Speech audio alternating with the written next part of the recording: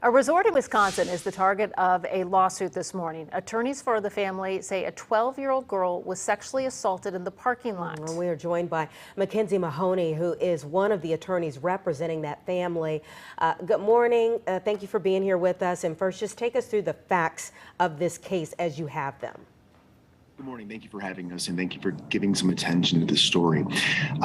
What we have done is we filed a lawsuit this week, and this lawsuit stems from the negligent security that through our investigation, we think we've uncovered several missteps that Alpine Valley failed to address, which not just created, but allowed this environment to remain where a 12-year-old girl who came to Alpine for the purposes of getting ski instruction, snow instruction from one of their instructors in a safe environment, it turns out she was able to be taken to a remote area on that property by one of the Alpine employees, and she was violently raped.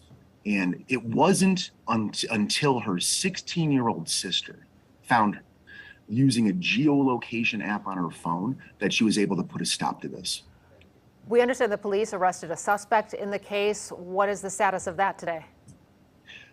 The Racine and Walworth County Sheriff's offices have both investigated this and have both done a tremendous job for this family, not just the victim. The assailant was charged. He was charged as a minor, and recently he was charged as an adult. There was a hearing to have stiffer penalties enforced upon him. That was granted, and now this is an adult court.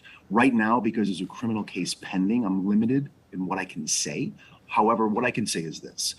The allegations that are in our civil complaint are identical to those that the criminal courts thought there was sufficient evidence of, and they felt sufficient facts for them to bring criminal charges, and those are pending currently. Okay, so let's talk about how we move forward for Alpine coming after this. Obviously, this young lady is going to have years ahead of hopefully counseling and things of the sort, but for this business, are there any types of security changes since this alleged incident happened? And are we even going to find out who did this? Will we get like an identity? So I'm glad you asked that question. Yes, we feel confident that we know who this is. And given that there are criminal charges, the investigating agencies have identified the assailant particularly such that they could bring charges against him. However, what we have uncovered during our investigation is that this Alpine employee had been to this area on the property multiple times before. He had been to that area of the property with other Alpine employees. They would drink alcohol while working. They would smoke marijuana while working. And they knew that this area on the Alpine property, it didn't have any lighting. It didn't have any security or surveillance cameras. And they knew that it wasn't patrolled by one of the security guards that was on the premises. Alpine allowed one of its employees to exploit the security failings at that property. And when you have these auxiliary lots, these parking lots that are, when you have big music venues, or when you have, the ski season when it's in full swing and you need that space, they did nothing to cordon off or limit access to or even surveil that area of the property. That is how this Alpine employee knew.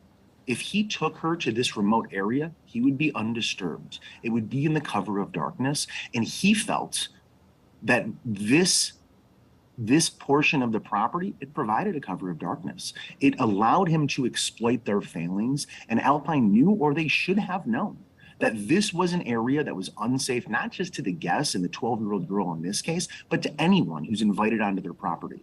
But Mackenzie, we're almost out of time here, but do you know, have they made any changes to that area since? They haven't. From everything that we've seen in our investigation, there have been no changes done. All right. I want to mention that we have reached out to Alpine Valley Resort for the response. We have not heard back. Mackenzie Mahony, who represents the alleged victim's family, thank you for your time. Thank you.